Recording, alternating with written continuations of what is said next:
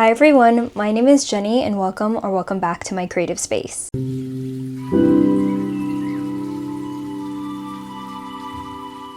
In today's video, I wanted to chat about all the books that I read in January and then also talk about the potential reads for my month of February. So I'm going to quickly run through some of the books that I read in the month of January. Over here, I'm going to show my stats for Storygraph.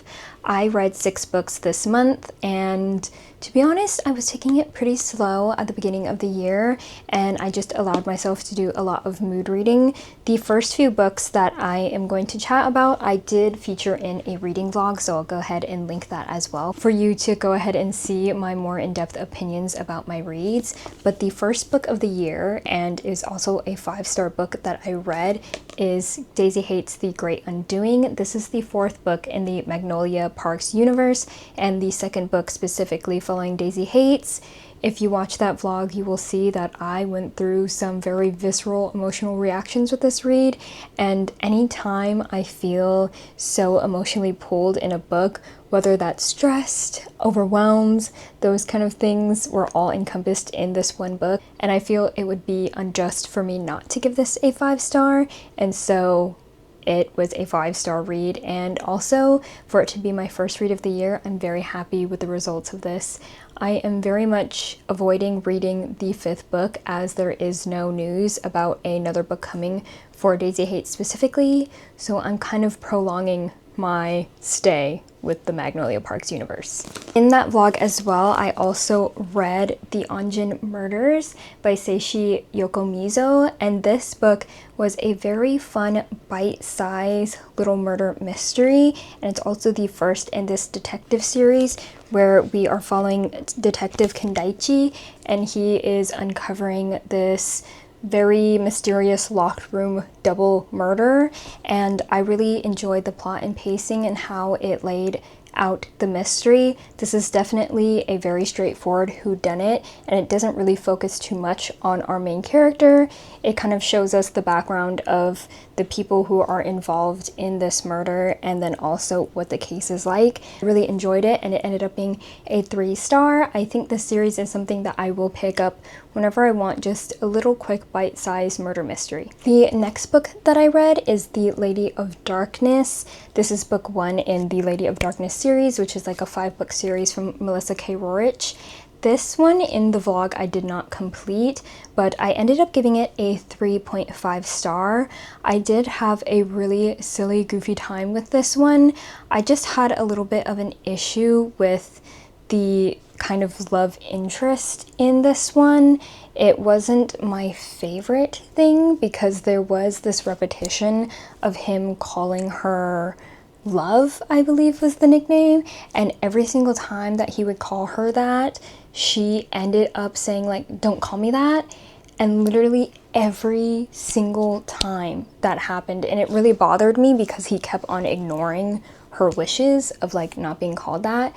And I guess like if it only happened a few times, it would be like this silly bantery kind of moment, but because Melissa wrote that in the book so many times, and our main character Scarlett was so upset about being called that, it really rubbed me the wrong way, and it kind of lessened my enjoyment. I know that it's a really petty little thing in the book, but I really enjoyed this. Lady of Darkness follows our main character Scarlett, who is a trained assassin, and she's tasked to complete this mission, and when she completes it, she will be given more information about the Fae Prince who put a hit out on her mother. She is trying to find more information about why her mother was murdered when she was younger, and it kind of unfolds from there. There are some heavier content in here.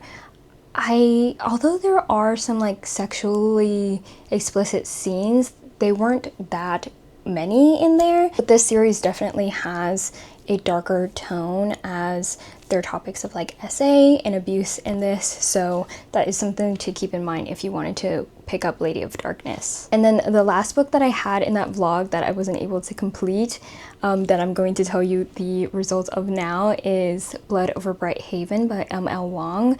This book I read solely via audio, and I really enjoyed my audio experience. I believe the narrator, Moira Quirk, I believe their name is, did a fantastic job. There is one chapter in this that I was like, this person is really putting their whole heart and soul into narrating this, and I really enjoyed the life the narrator brought to the characters. In Blood Over Bright Haven, we follow Siona, who is the only woman to get to high rank magistrate in this sort of academic system in this world, and because of her station but also her being a woman, she faces a lot of discrimination and sexism within the workplace. And as this little barb to her being a woman, they give her the janitor as her mage assistant, and this janitor doesn't have any background in magic. And because she works with the janitor, who is of this, in their world, a lower class and also a lower ethnicity than them, there is a lot of her kind of fighting against her discrimination for the ethnic group that our character Tamil is from. And I will say that M.L. Wong did a really good job in creating a very frustrating character in Siona. There were several times where I had to pause the audiobook and be like, I need to take a step back because she is pissing me off. And that's the point of her character. We get to basically see the way society has shaped her stereotype and point of view on these people and all the prejudices that she holds within herself. And Tamil is somebody who is a character that is resistant against that and is trying to push her to understand, like, maybe your point of view on other people is kind of really terrible. And yeah, she was just a frustrating character. I really did enjoy the way the plot and pacing came to at like the last, towards the 60% mark. There was a lot more action going on, and I did enjoy how we got to grow with Siona as a character, and it wasn't this very like unbelievable change in who she was as a person. It all made sense to who her character was being shown as, and I really enjoyed Tamil as a character as well, and how he stayed very true to himself throughout the discrimination and bigotry that he had to face and tackle with from day to day. I ended up giving this a 4-star. There was just elements of it that I think weren't completely perfect for me. I think, although purposefully I know Siona is supposed to be very frustrating, her being so annoying, it irked me so bad that I was like, I don't know if I could give this a 5-star. I feel like maybe when I detach myself from this book and think about it maybe like a month from now, I could potentially put this up to a 5-star because I really enjoyed the themes that M.L. Wong was tackling in this book. But Siona just really pissed me off. And maybe I'm being petty, but I'm gonna give it a 4-star for now. That's my final answer currently. And to kind of combat the frustration that I was experiencing with Siona as a character, I ended up going back to the Veronica Speedwell series. I read book 3, A Treacherous Case, and we got to follow another little mystery with Veronica and Stoker.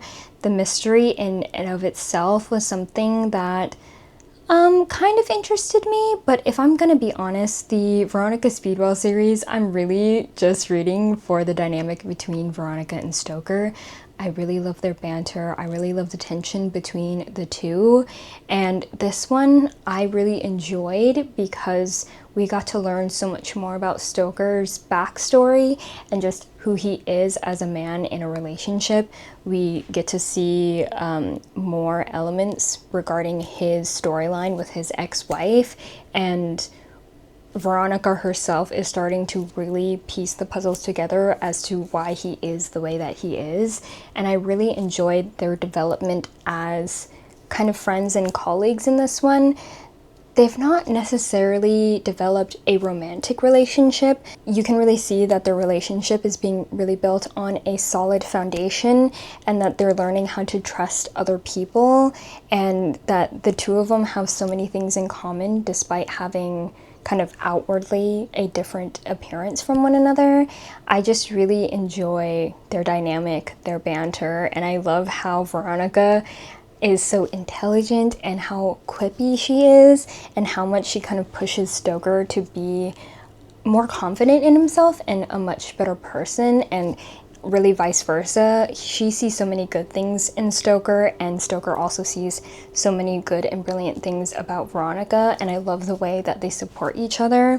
And yeah, just the tension between the two is so fun. I don't know if they're going to like really get together anytime soon, because there's a lot of push and pull with these two, but you know, I'm along for the ride. Can't wait to pick up book 4 and see if potentially maybe they actually finally kiss. That would be fun. And also for A Treacherous Curse, I'm going to be giving it a 4-star rating. Honestly, it could be a 5-star because I really liked the backstory of Stoker, but that'll be something that I can review later on. And then for my last book in the month of January, we have the Apothecary Diaries light novel volume 6. This one I don't want to get too much into detail with what the plot is, as we are very far into the story with Mao Mao, but I am kind of in between rating on this one. I feel like I didn't enjoy this book as much because one of the things about Apothecary Diaries, I really do like the sort of mystery investigation element in this, but I feel like the mystery in this one was kind of lacking for me. And one thing that I really like about this series is the relational dynamic between Mao Mao and Jinshi. And I feel that book 6 really lacked that. I think we were following a relationship on two side characters a little bit more that I wasn't necessarily interested in, and I think having this character that I was like meh about being in focus kind of deterred my enjoyment for this one. So I am between a 2.5 and a 3-star. On Storygraph I gave it a 3-star, but you know, I'm playing around with my rating on that one.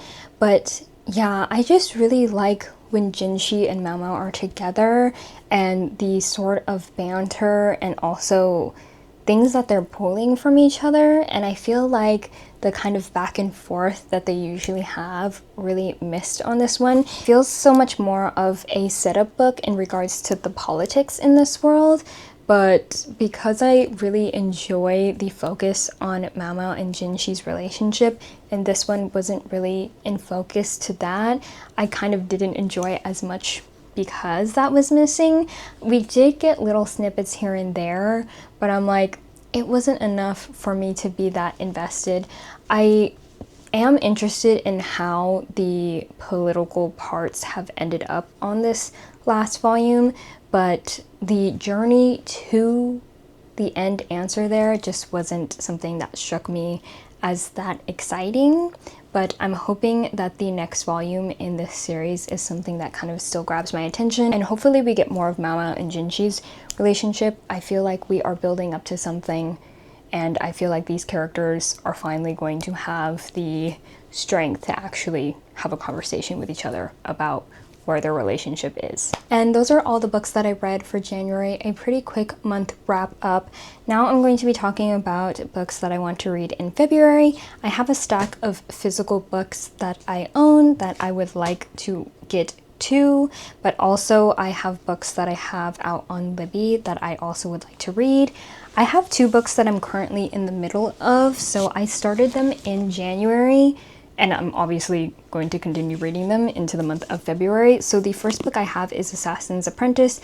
I'm currently doing my slow reread on this, and maybe, potentially, you'll see a vlog on this. And then the other book that I'm in the middle of is The Name of All Things by Jen Lyons. This one I'm about 50% into, and I will say I am enjoying it. I'm not as studious in taking notes as I was with The Ruin of Kings with this one. I'm kind of just going along for the ride because it kind of follows the same narrative structure where we are listening to somebody telling their story, like in retrospect. The one thing that is off-putting about this is that there's a lot of horse talk. My friend Sarah had told me that there was a lot of horse talk in this book, and I thought she meant banter. But no, like legitimately it's horses. Like they talk about horses a lot. There's this sort of structural system that they have where they call certain people stallions, some people mares, and some people, it's not colts. Colts is like a young horse. Something else, but I can't remember.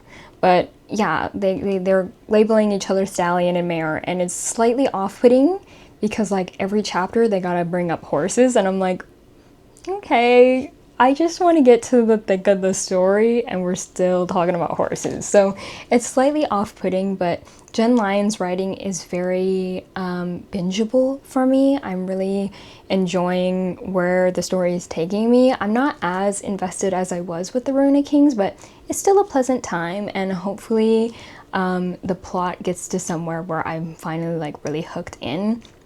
I do enjoy one of the new characters that we're introduced to in this book, but I'm kind of like at a 3.5 star rating currently, but again, hopefully the second half of this book really gets me invested.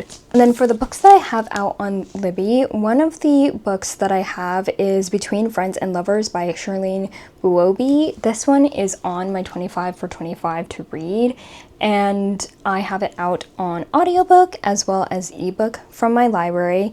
This one follows I believe she is already a doctor, and then she has like this sort of complicated relationship with her best friend, but he's kind of like not into her, so she's kind of hung up about it. But then her best friend, who works in film, I believe, picks up this work from an author, and her and that author kind of have a romance. So I'm very interested in seeing how this goes. And then another book that I have is The Maid and the Crocodile by Jordan Fueco. This one I don't know too many details about. I just know that Jordan has said that this book has this sort of, I think, Howl's Moving Castle energy to it. I'm sure, as you've seen from my like channel theme, Howl's Moving Castle is my favorite Studio Ghibli movie. So anytime any book says or compares themselves to Howl's Moving Castle, I'm on it. And also I've read Raybearer by Jordan Fueco. It leans a little bit younger on the YA scale. I really enjoy Jordan's writing and how descriptive the world is in Raybearer. So I'm really excited to see how Jordan Fueco writes a much heavier romance fantasy, and I believe this one is aged up from the range where Raybearer was, so I'm very excited to see what this is like. And also it's going to be a buddy read for me, and I'm very happy that I get to read with the people that I am reading with. And then a book that I have out on Hoopla is Lady of Shadows, which is the second book in the Lady of Darkness series by Melissa K. Roach. This one, again, is the sequel to the first book that I've already talked about, Lady of Darkness. I'm kind of just going along for the ride with this one. Really, Lady of Darkness, I'm reading more so that I can get acquainted with the world and then get into the Shadows and Rain series. I heard that one's much darker, but I kind of want to see what Melissa's writing is like kind of towards her debut and see how she grows as an author. And yeah, I don't have too many expectations on this one. I'm hoping that I like and enjoy the relational dynamic between Scarlet and the male love interest, but you know, who knows, maybe they'll win me over, maybe I will stay the same in my iffy opinion on the two of them. And then for another buddy read that I have planned, I have The Art of Prophecy by Wesley Chu. This book follows the sort of mentor to the chosen one. This very stunning cover here, like literally one of my favorite fantasy covers, and then sprayed edge as well. But this one follows our main mentor, who she goes out to see this young boy who is quote unquote the chosen one, who's going to save them from this oppressive god in their universe. And she goes to see that this young boy is completely spoiled and has no skills of a warrior. And so she kind of has to hone him and forge him into the weapon to save their kingdom and universe. And I've heard that this is a very funny, comical kind of point of view that we're following, as she is a very well-seasoned warrior and she's dealing with a very young boy who like clearly has no skills on how to fight or anything. And I just heard that she has a very strong character voice, and I'm excited to see what Wesley Chu has to offer. And I do love a Asian inspired fantasy, so hopefully the book lives up to the stunningness of this cover. The next book that I have is kind of a wild card. I don't know if I'm going to actually get into it or if I want to have lighter reads, but I have a very kind of romance fantasy forward reading list for February, and I thought if I wanted to have something a little different, I would read I Who Have Never Known Men by Jacqueline Hartman. This is a dystopian type novel where these 40 women are locked underground in a cage and they're not able to like go out into the world because I think there might be something devastating going on the outside world, so they've been like trapped underground in this cage, and we follow the point of view of one of the youngest members of those 40 women. I've heard that it's quite bleak, so we'll see on how my mood is during the month of February. I know that it's short, but because it's bleak, I'm sure it'll feel very long. So this is something potential for me to read, as it is a completely different genre of what I mostly have on this list.